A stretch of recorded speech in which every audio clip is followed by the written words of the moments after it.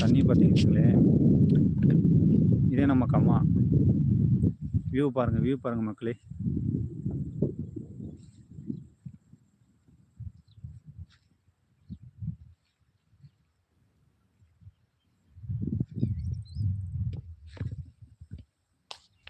இதே நம்ம ஊருக்கு அம்மா. இப்போ மழை வரப்போகுது. மழை வந்தால் தண்ணி வரும். தண்ணி வந்துச்சுன்னா அந்த மீன் ஃபுல்லாக ஏறும். மீன் கிடக்கு இங்கே பார்த்தீங்களா. இடியும் உம்முறுது. அதனால நம்ம லைவ் முடிச்சுக்கிற போகிறோம்.